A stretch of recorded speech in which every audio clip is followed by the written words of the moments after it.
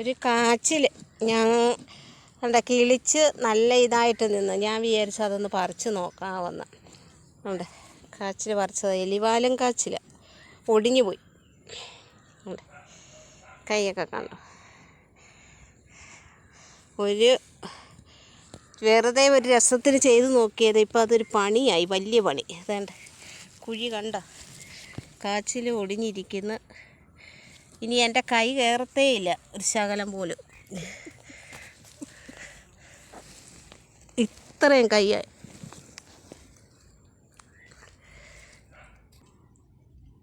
ഇത്രയും കൈയുണ്ട് എൻ്റെ. കണ്ടോ, പറ്റത്തില്ല. എങ്ങനെ കൈ എടുക്കുന്നതെന്ന് അറിയത്തില്ല.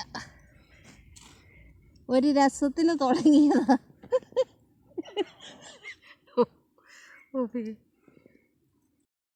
വീണ്ടും ഒരു പീസ് കൂടെ കിട്ടി.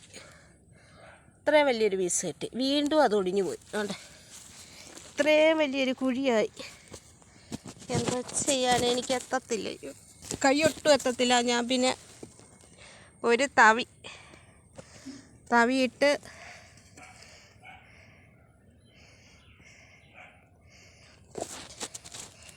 തവിയിട്ടത് എടുക്കുക. മുട്ടനൊരു കുഴിയായി.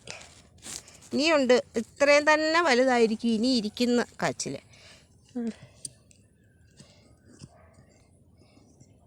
കണ്ട കാച്ചില ഇട്ടിട്ട് പോകാനും മനസ്സ് വരുന്നില്ല. കൈക്ക് നീളവും ഇല്ലാണ്ടായി.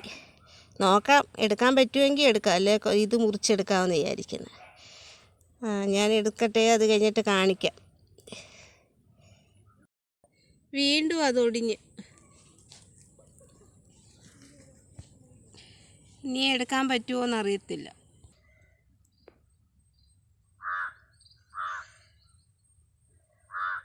വീണ്ടും അതിനകത്ത് ഒടിഞ്ഞിരിക്കുക. തവി ഇനി ഇടാൻ പറ്റത്തില്ലാണ്ട്. തവി എത്തത്തില്ല. ഇനി മണ്ണൊന്നും വാരാൻ പറ്റത്തില്ല. ഇനിയും പക്ഷെ അത്രയും തന്നെ ഉണ്ടെന്ന് തോന്നുന്നു. ഈ വെളുത്ത് കാണുന്ന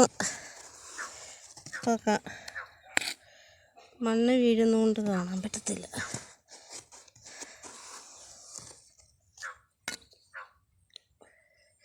കണ്ടോ കാച്ചിൽ ഇത്രയും കിട്ടി. ഇത് വൈകിട്ടത്ത് പുഴുങ്ങി തിന്നാം.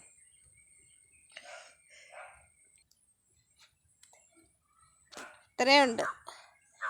ഇത്രയും കൂടെ കാണും ഇനി അടിവശത്ത്. പക്ഷെ എന്ത് ചെയ്യാനാ, കൈ എത്തത്തില്ല. കൈ കഴിഞ്ഞിട്ട് പിന്നെ തവി എടുത്തുകൊണ്ട് വന്നു, അതും എത്തത്തില്ല. ഇത് മതി ഇപ്പം.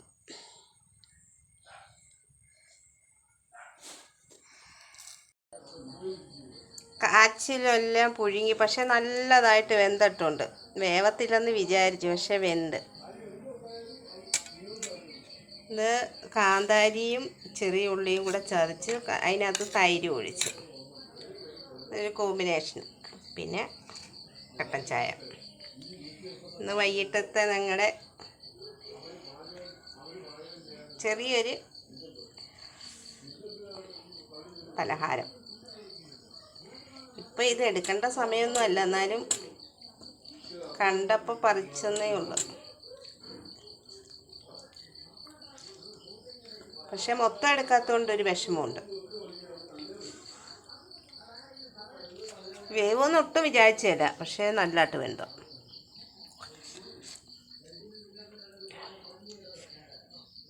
അപ്പം എല്ലാവർക്കും ഇഷ്ടമായെങ്കിൽ സപ്പോർട്ട് ചെയ്യണേ.